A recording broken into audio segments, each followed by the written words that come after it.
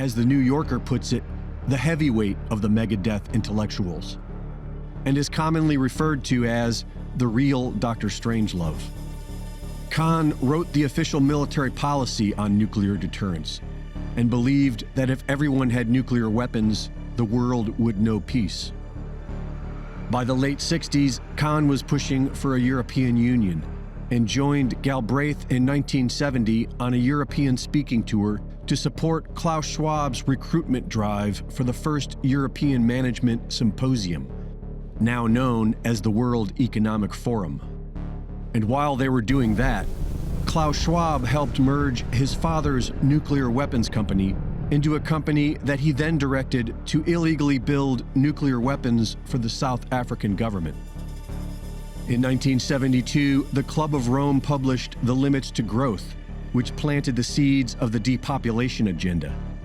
And while Khan, Kissinger, and Galbraith helped Schwab get started, what really brought him the international support he was hoping for was when he introduced the ideas of depopulation. In 1972, the Club of Rome's founder was invited by Schwab to make the keynote speech in 1973. As controversial as it was, even Herman Kahn opposed it, the World Economic Forum suddenly caught the attention and financial support of powerful elitists everywhere and blew up to what it has become today.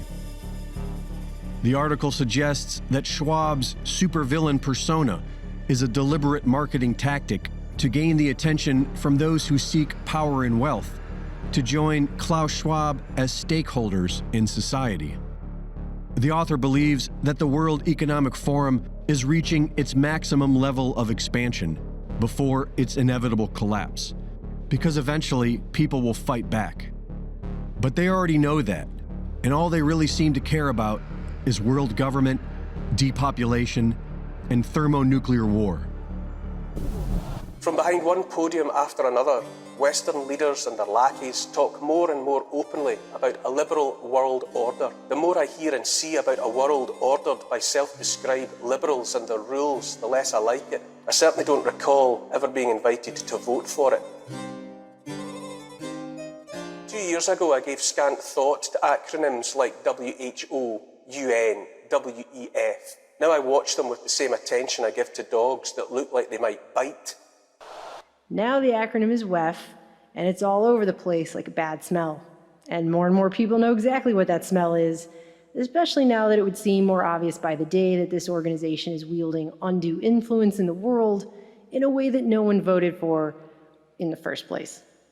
WEF and its blue rooms find their humble beginnings back in 1971 when it was founded by Klaus Schwab, a man who has to realize by now that he comes off as someone straight out of central casting from a Bond film, and who, it has been imagined by many, sits around in a dark room somewhere stroking a white cat. And when Dr. Evil gets angry, Mr. Bigglesworth gets upset. While coming up for the themes of his organization's annual summits, which are things like shaping the post-crisis world, which he came up with after the 2008 financial crisis, or global redesign in 2010, or as most people now know all too well, the Great Reset.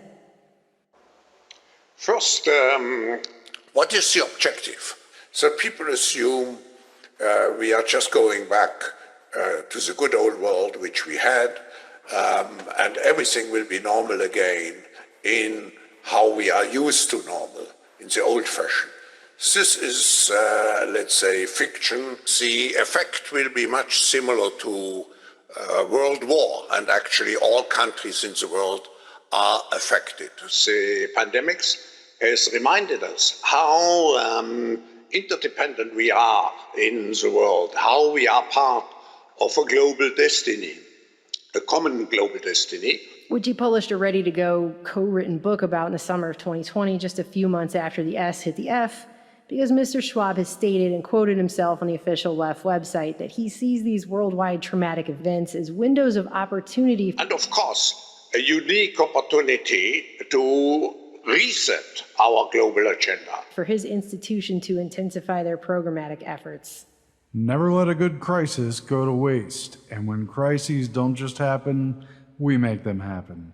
Something like that, right? You never want a serious crisis to go to waste. And what I mean by that, it's an opportunity to do things that you think you could not do before.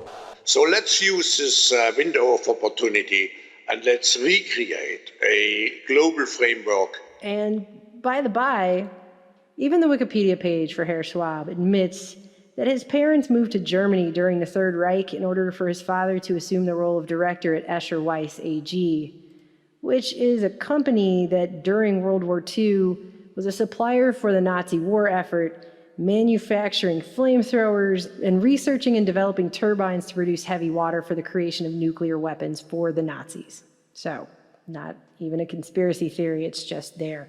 But in the beginning, WEF wasn't WEF. It was actually EMF, the European Management Forum. And the participants, it's probably not well known, but they pay to attend this thing. And that first year, in 1971, it was listed in here as being 500 pounds a person. 10 years later, it had already grown to the point where they were charging about $4,200 a person to show up. By 2009, newspapers were reporting that it cost over $50,000 to send an executive to this forum. But now, in 2020, according to Forbes, the price tag has gone up to $60,000 to $600,000 to have a membership to WEF, plus an additional fee needed to acquire an attendance badge, which runs another $27,000 per person to get into the conference. And Forbes writes, clearly this rarefied event excludes the average person to which the event is meant to help. Help. And while the shiny PR packaging of WEF is all about improving the world, one blue room at a time, its board of trustees includes people who stand to benefit financially from their relationship with WEF and the agendas that they produce and promote here. People like Al Gore, or the chairman and CEO of BlackRock, or the chairman of Mitt Romney's Bain. Corporations are people, my friend. Or the supervisory board chairman of Royal Philips, who also happens to be climate leader of the World Bank Group and listed as a, quote, champion of the Carbon Pricing Leadership Coalition. Or David Rubenstein, co-founder and co-chairman of the Carlyle Group. Or the two guys from Siemens. Or the chair and CEO of Accenture, which is all over this US CBDC digital dollar project and things like digital ID and digital passports, which they unveiled the testing of in Canada at Davos back in 2018. So it must be really nice that the CEO of Accenture sits on the board of trustees for WEF with people like Chrystia Freeland, the Deputy Prime Minister and Minister of Finance in Canada. So you're confirming that accounts have been frozen, both personal and corporate, but you're not releasing the information? See how that works? This app makes me over £500 every single day. And it's not just me.